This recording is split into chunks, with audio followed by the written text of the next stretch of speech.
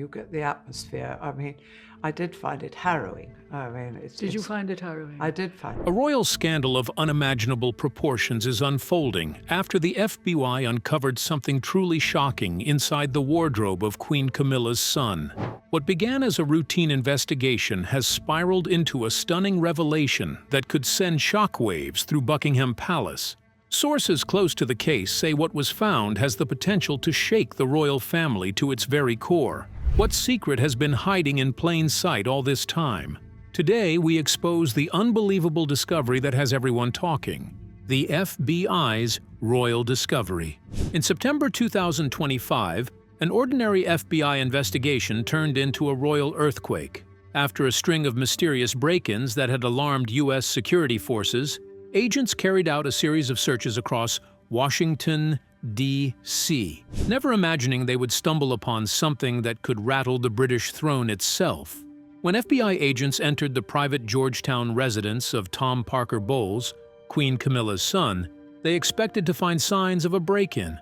What they uncovered inside his wardrobe, however, was something far more shocking: objects and files that should never have been there. Even seasoned investigators were left speechless. Documents stamped with royal seals, unmarked envelopes, cryptic handwritten notes referring to meetings that were never meant to exist. It was a discovery powerful enough to shake the monarchy's foundations and to drag the Queen Consort's family into a storm of suspicion and scandal. Was Tom simply the unfortunate victim of a security breach? Or was there something darker, something hidden deep behind the glittering palace walls? And could Camilla's fierce attempts to shield her son from scrutiny be the reason for the growing tension between her and King Charles? The question was now impossible to ignore. Should a queen's son be protected by royal privilege or held to the same standard as everyone else? That September morning began like any other in Washington. The sky was pale gray, the city just stirring awake. Sirens echoed faintly through the streets, while a thin layer of mist clung to the grand facades of Georgetown's historic homes. Inside one of them, Tom Parker Bowles sat alone, sipping his morning coffee, unaware that within minutes, his world and the monarchy's would be turned upside down. The sudden sharp ring of the doorbell broke the calm. He hesitated, frowning, before setting down his cup and walking to the door. Outside stood a line of FBI agents in dark jackets, their faces tense, their presence unmistakable. "Mr. Parker Bowles," said the lead agent, his tone steady but cold, "we have a court order. We need to inspect your property. Your residence was targeted in last night's attempted break-in." Tom froze. "A break-in? I didn't hear a thing," he replied, trying to sound composed, though a tremor betrayed his nerves. The agents entered quickly, fanning out with professional precision. They searched everything: drawers, computers, artwork. Every corner of the elegant home was examined in silence. Then, as one agent opened the wardrobe in Tom's bedroom, the room fell still. What they found inside would ignite a scandal that neither Washington nor Buckingham Palace would ever forget. But how had those documents ended up in Tom's home? And what did they reveal that was so dangerous? This wasn't just an investigation anymore. It was a crisis that threatened to shake the royal family to its core. The hidden drawer that changed everything. The moment the young security officer tugged open the hidden drawer, time seemed to stop. The small compartment, buried deep inside the ornate wardrobe of Tom Parker Bowles' master bedroom, had gone unnoticed for years. Dust clung to its corners as he carefully slid it free. Inside lay a thick stack of papers wrapped tightly in plastic, carefully preserved, as if someone had wanted them hidden, but never lost. His breath caught. On the topmost page gleamed a seal he recognized instantly, the official insignia of the British royal family. It wasn't decorative, it was real. The red wax crest, embossed with the mark reserved only for confidential documents from Buckingham Palace, shone faintly under the beam of his flashlight. "Boss, you need to see this," he called, his voice shaking. The other agents froze mid-search. The air in the room grew heavier, thick with unspoken tension. The team leader, a seasoned investigator with decades of experience, stepped forward, eyes narrowing as he examined the seal, his face drained of color. "Secure this immediately," he ordered. Within moments, phones buzzed, calls escalated, and a quiet decision was made. The documents would be sent directly to King Charles III through secret diplomatic channels. Across the Atlantic, in Buckingham Palace, King Charles sat in his study, lost in his daily reports. When the encrypted call came through, the voice on the other end was urgent but respectful. "Your Majesty, we found something bearing the royal crest. It was discovered in Washington." Charles's grip tightened around the receiver. "Keep this confidential," he said sharply. "Transfer it here, at once." By the next evening, the sealed packet sat on his desk. He stared at it for a long time before breaking the seal. Royal documents, here, linked to Camilla's son. How could this be? Doubt clawed at his chest, followed by a slow, burning anger. Was this betrayal, or something far worse? Meanwhile, in Clarence's house, Queen Camilla enjoyed her afternoon tea, sunlight spilling across the room as she smiled, unaware that her world was seconds away from imploding. Because once Charles opened that file, nothing inside the palace would ever be the same again. But the real question is, was this discovery a coincidence, or the beginning of a royal cover-up about to unravel before the world? Stay glued to your screen. The Queen's secret call. Camilla's phone buzzed softly on the polished oak table beside her cup of tea. The quiet hum broke the stillness of the afternoon. At first, she barely glanced at the screen, but the number flashing there made her pause. It wasn't an ordinary call. It was that number, the one known only to her and a single contact embedded deep within a transatlantic intelligence network. Her lips curved into a faint, knowing smile. She answered smoothly, "Yes, I'm listening." But within seconds, that calm facade shattered. On the other end, her insider's voice trembled, urgent and tight. "Ma'am, bad news from Washington. The FBI searched Master Tom's house. They found the documents." For a heartbeat, the world around her seemed to stop. The color drained from her face. The delicate porcelain teacup slipped slightly in her trembling fingers, clinking against the saucer. Her breath hitched. "What did you say?" she whispered. Those papers, those secret documents weren't just ordinary files. They represented years of careful planning, a personal safeguard she had built to protect her son and secure her standing within the royal family. If they had truly been found, everything she had fought for could crumble overnight. "Are you certain?" she asked, struggling to steady her voice. "Who leaked it?"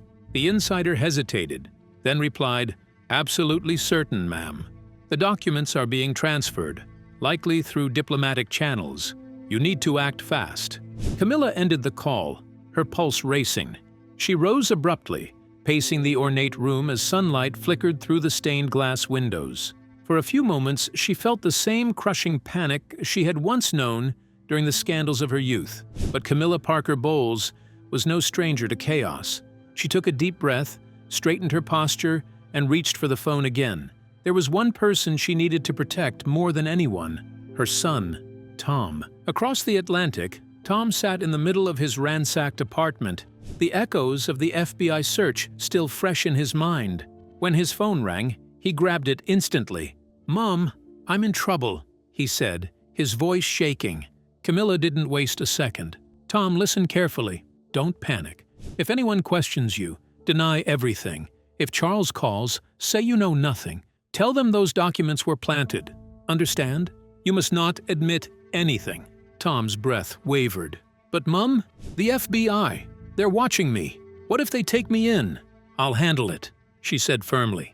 "Just follow my instructions and make sure nothing else is left behind." The call ended, but Camilla's resolve only hardened. She made several more calls, repeating her warnings, her voice steady but laced with fear. Yet deep down, she knew her biggest threat wasn't the FBI. It was the man she shared the crown with, because if King Charles already knew the truth, then the next call she received might not be from her insider, but from her husband. Her hands trembled slightly as she whispered to herself, "What if Charles already knows?" And as dusk settled over Clarence's house, one chilling question lingered in the air. How far will a queen go to protect her son before the truth destroys them both? Keep watching as we reveal every detail. A Dinner of Secrets. That evening, Buckingham Palace looked every bit the picture of peace and elegance. The golden light of the chandeliers reflected off the silverware, and soft candle flames danced across the long mahogany table. A faint scent of roasted venison and aged wine lingered in the air. Everything seemed perfect, too perfect. King Charles sat at the head of the table, his posture relaxed, his expression calm. He cut into his meal with slow precision, speaking casually about London's endless drizzle and the royal charity events lined up for the month. His tone was light, but Camilla could barely taste her food. Her mind was far away, in Washington, where her son's home had just been searched by the FBI. With a careful smile, she finally decided to test the waters. "Charles," she began softly, her voice steady despite the tightness in her chest. "I heard about the search at Tom's house. Something about missing files. It's rather worrying, isn't it? Do you know anything more about it?" For a moment, his knife paused midair. Then, without a hint of emotion, he resumed cutting, his tone even and reassuring. "Yes, I heard something in passing," he said. "Likely a misunderstanding. Routine security, perhaps. Tom's a smart man. He'll sort it out." He smiled gently and reached across the table, brushing her hand with his fingers, his eyes soft, his voice smooth as ever. Camilla forced a faint smile in return, but her pulse quickened. Was he truly unaware, or was this calmness just another royal mask? As he continued speaking about an upcoming visit to Balmoral, she watched him closely, every blink, every inflection. His serenity was unsettling. If he knows he's hiding it well, she thought. But if he doesn't, then the storm hasn't reached him yet. Later that night, she called Tom once more. "Check your house again," she whispered urgently. "Make sure everything's gone. And remember, say nothing." Tom agreed, sounding calmer now, anchored by his mother's voice. When the palace finally fell silent, Camilla lay awake, staring at the ceiling carved with royal crests. The years of ambition, secrecy, and sacrifice played before her eyes. "I won't let everything fall apart," she murmured. But even as she said it, one question echoed in her mind. So, how long can a queen hide the truth before the crown itself turns against her? Don't go anywhere. The meeting that shook the palace. The next morning, as the first rays of sunlight pierced through London's thick fog, Buckingham Palace stood under a cloud of unease. The long marble corridors, adorned with portraits of monarchs past, seemed to echo with silent tension. Even the air felt heavier, as if the walls themselves could sense that something irreversible was about to unfold. King Charles III hadn't slept a wink. The night had been long, haunted by doubts and betrayal. Finally, with the dawn, he made a decision. He summoned an emergency meeting, one so secret that only two people were called, Prince William and Princess Anne. "Today, I need everyone," he whispered to himself, his tired eyes fixed on the sealed documents lying before him, the ones delivered from Washington, the ones that could destroy the monarchy. At Kensington Palace, William was preparing for a public engagement when his phone buzzed. His father's low, trembling voice made his heart sink. "This isn't just business," he thought grimly. "Something's terribly wrong." Within minutes, he was in his car, racing toward Buckingham Palace. Meanwhile, at Gatcombe Park, Princess Anne, strong and sharp as ever, felt a familiar chill of intuition. "He never calls a meeting at dawn unless it's serious," she murmured, her car slicing through the early fog. The private meeting room deep inside the palace was a vault of secrets, oak-paneled, dimly lit, and heavy with centuries of royal history. Charles sat at the head of the table, his suit immaculate but his expression fractured by exhaustion. In front of him, the documents lay like an unexploded bomb. "Sit," he said, as William and Anne entered, his tone commanding but brittle. "We have a crisis that could destroy everything we stand for." William sat, scanning the top file. The words made his blood run cold. It was a Regency transition plan, one that painted a picture of Charles stepping down for health reasons. But hidden within the fine print was something far darker. Camilla was to retain full Regency power, managing royal affairs and assets, while William's authority was reduced to formal appearances. William's fists clenched. He looked up, eyes blazing. "Father," he said in disbelief, "this isn't duty, it's betrayal." The room fell silent. Charles lowered his gaze, unable to speak, and as the clock ticked in the uneasy quiet, one question lingered in the air like smoke. Had the monarchy just uncovered its greatest betrayal, or its most dangerous secret yet? Stay with us. The breaking point inside Buckingham Palace. The air inside the royal study grew thick, so heavy that even the flickering light from the chandelier seemed to dim. Then suddenly, Princess Anne slammed her hand against the polished oak table, the sound echoing through the silent room like a gunshot. "Brother, this isn't a plan," she said sharply, her voice trembling with fury. "It's a conspiracy. Camilla is trying to control everything, pushing William aside and tightening her grip on the crown's wealth." Her words cut through the room like a blade. She rose to her feet, pacing with the fierce energy of someone who had seen too much deceit to stay calm any longer. Old memories flashed through her mind. Camilla's early scandals, the whispers, the affairs, the media storms that had once nearly destroyed the monarchy. And now it seemed history was repeating itself. "How dare she use the royal seal to make this look legitimate?" Anne's voice cracked with indignation. "It's manipulation of the highest order." King Charles sat motionless at first, his hand trembling against his chin. His eyes, red and weary, told of sleepless nights and broken trust. "I can't believe it," he muttered, almost to himself. "Camilla, the woman I defended, the woman I thought I could trust, has gone behind my back." His voice faltered, heavy with years of love and regret. "I thought she would stand by me in old age, not scheme in the shadows." For a brief, raw moment, the king looked less like a ruler and more like a man betrayed. William leaned forward, gripping his father's hand firmly. "Father, we have to act now. We can't let this continue." Anne nodded in agreement, her tone crisp and commanding. "We'll uncover the truth, but we need solid proof before making any move." Charles straightened, his composure slowly returning. The pain in his eyes hardened into determination. "Then here's what we'll do," he said, his voice low but resolute. "I'm ordering a full review of every royal document. William, find out who drafted and signed these papers. Monitor Camilla's communications. Every call, every message. From now on, no royal file leaves the palace without my approval." The meeting ended in tense silence. William and Anne departed with clear missions, their faces set with purpose. Charles remained seated, the weight of the royal seal pressing into his palm. Outside, dawn broke over London, but inside, a storm was brewing. So, could the king's next move save the monarchy, or tear his family apart forever? Stay glued. Camilla's counterattack begins. The next morning, Clarence House looked serene under the pale London sunlight. Beams of gold slipped through the stained glass windows, scattering colorful reflections across the floor of Camilla's private office. Everything in the room, towering oak bookshelves filled with royal documents, framed portraits of ancestors, and neatly arranged pens, seemed to radiate order and control. Camilla, dressed impeccably in a blue silk gown, entered with her usual calm confidence.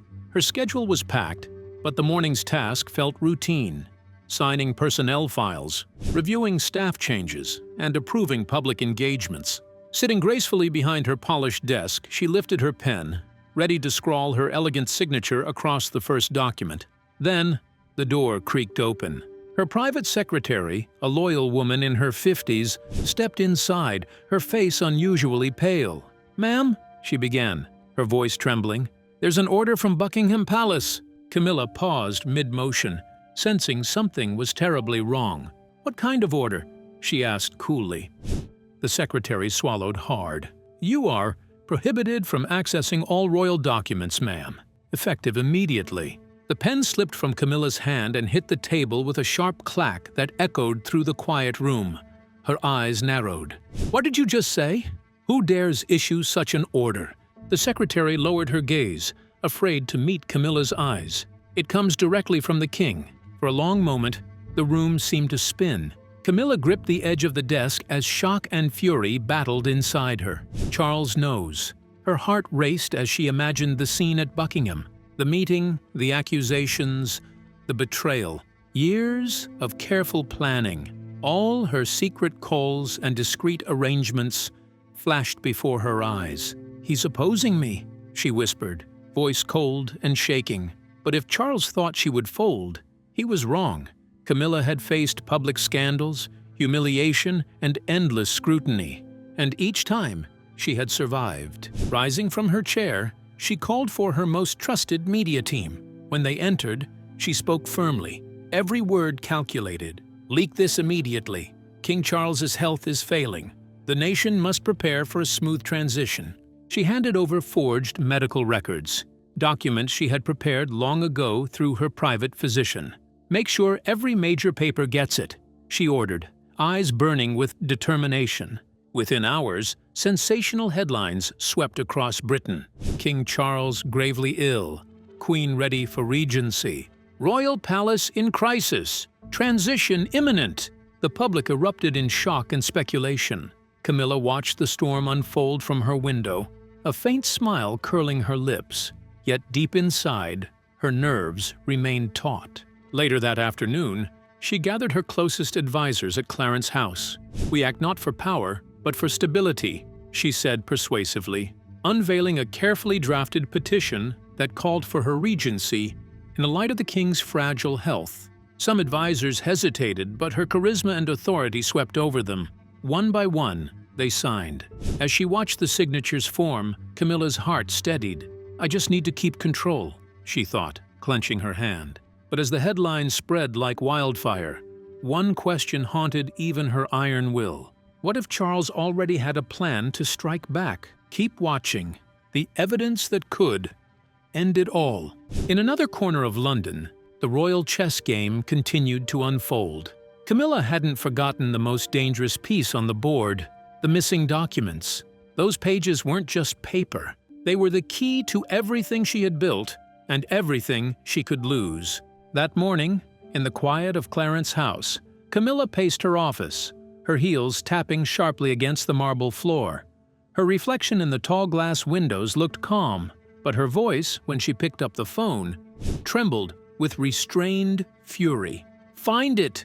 she ordered her insider in Washington. "Find those documents at all costs. Retrieve them before Charles gets his hands on them." On the other end of the line, the insider spoke quickly, his tone cautious but determined.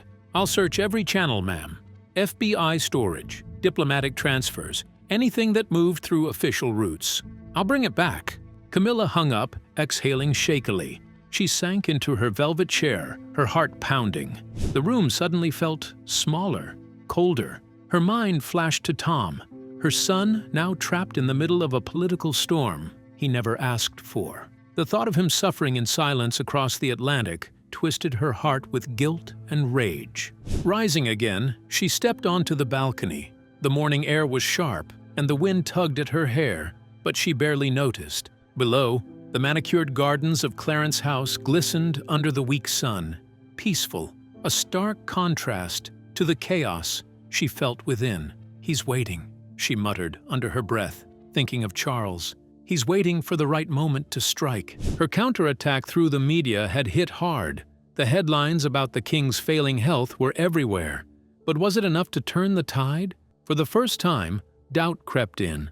Meanwhile, in the heart of Buckingham Palace, the atmosphere had grown heavier than the London fog outside. The marble corridors seemed to echo with unspoken tension. Prince William worked late into the night in his private office, surrounded by a small, elite team of intelligence officers, handpicked from MI5 and Royal Security. He knew every second counted. One of the officers, pale and serious, entered holding a small USB drive. "We found this, sir," he said quietly. William inserted it into his computer. Seconds later, Camilla's voice filled the room, smooth, cold, and deliberate. "When he's too weak, everything will pass to me. Tom, just follow the plan." William froze. His blood ran cold. "My stepmother! How could she?" he whispered, his fist tightening as anger and disbelief surged through him. He turned to the officer, his voice firm. "Send it to my father." Now, but as the message left the room, one question burned in William's mind.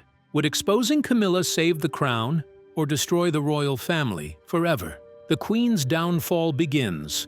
At the same time, deep within another wing of Buckingham Palace, Princess Anne was working relentlessly. Known for her sharp instincts and no-nonsense approach, she had demanded a full audit of every phone call and email Queen Camilla had made in recent months. The palace's cybersecurity team hesitated at first.